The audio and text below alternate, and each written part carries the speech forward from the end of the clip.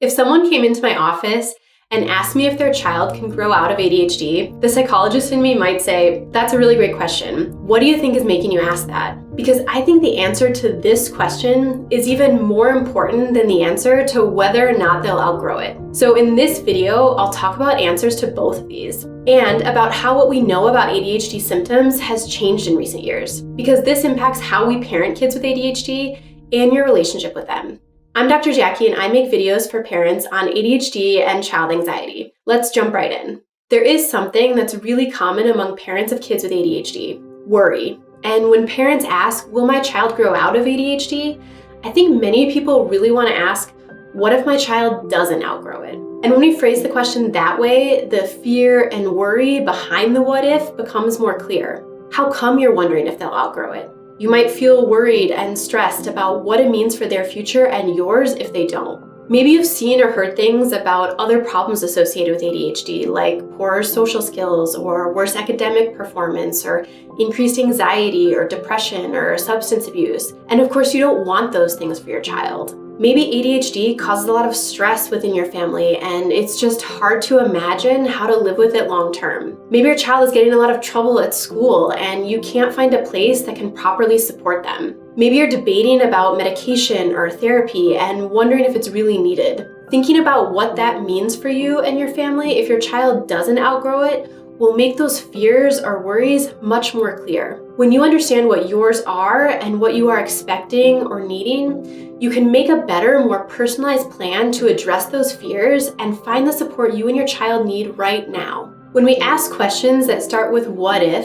it's almost always a sign of anxiety. What if I don't do well on this test? Or what if they think I'm weird? Or what if ADHD doesn't go away? You're worried how you'll do, what others will think, or what the future holds. Sometimes it means we need to gather more evidence and examine the truth behind those fears. Sometimes it means we're avoiding something that has high stakes or is really important to us. And sometimes it's about accepting the reality of a situation and our lack of control over it. The best way to deal with fears and worries is to have a plan and take small steps to face them now. For example, if you're worried about other long-term problems like trouble with school or relationships or emotions, gather evidence from reputable sources about how those long-term problems develop. Usually it's from untreated ADHD. If you're stressed about how ADHD will impact your family long-term, find strategies now to help reduce the stress, like setting up your home in a more ADHD-friendly way, focusing on what your child can do well versus what they can't, or using more mindfulness throughout your day. Taking some of these small steps now will improve the way you parent your child with ADHD and keep your relationship with them a priority. When we address those future-related worries with things we can do now to make it better, the answer to the question,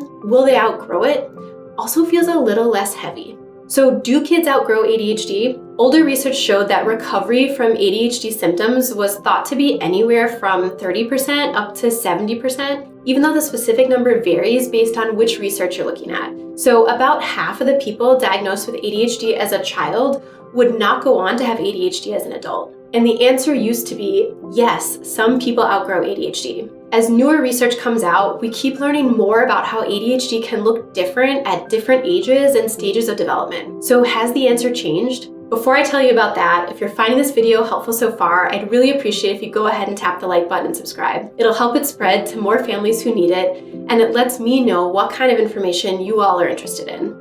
We now know that how symptoms affect someone changes over time. This has even caused a change in the formal criteria in the diagnostic manual, the DSM, the way clinicians decide if a person has ADHD or not. In children, they have to have 6 or more symptoms in at least one of the 2 main categories, hyperactivity and impulsivity, or inattention. For an adult, that threshold drops to 5 or more symptoms. And generally speaking, symptoms of one category, hyperactivity and impulsivity, do get better with age. An older study found that hyperactive symptoms were worse between the ages of 6 and 8 and gradually started to decline after age 11. Adults with ADHD generally describe these hyperactive symptoms as feelings of restlessness or impulsivity that come out in decision-making or being tactful in social situations, rather than what we think of as hyperactive or impulsive behaviors of kids, like running around a lot or doing more physically risky things. Symptoms of inattention, on the other hand, appear to persist into adulthood. Things like disorganization and procrastination and trouble with focusing can still cause very real problems with work and relationships in adulthood.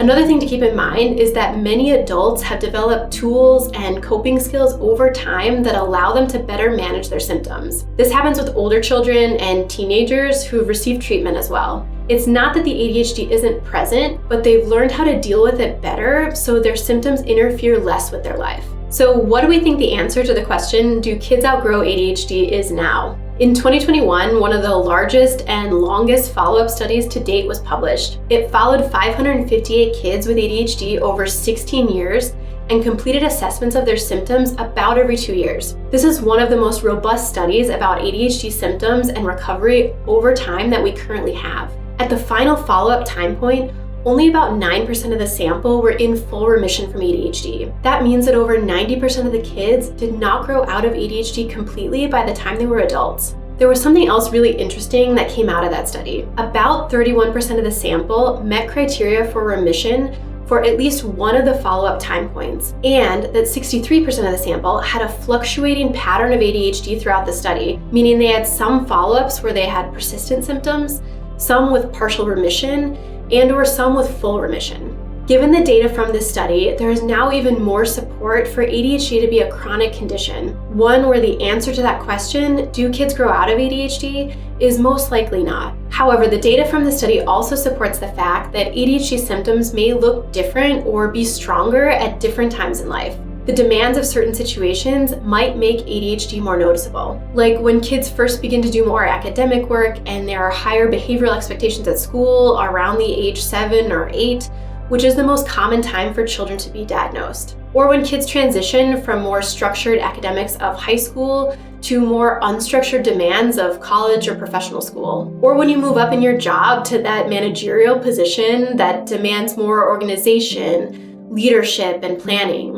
Or when you become a parent and the demands of caring for and dividing your attention between yourself and your kids becomes really strong. We see from these examples that even though ADHD most likely persists, how much ADHD affects someone can vary depending on the environment, expectations, and demands on their mental resources. I know the worries and stress from having a child with ADHD can be really tough, and that can be really overwhelming at times, especially when you're thinking about things for the long term. So I've got all the most important ideas about raising a child with ADHD laid out in a comprehensive video guide that talks about what I would really do if my child were diagnosed with ADHD.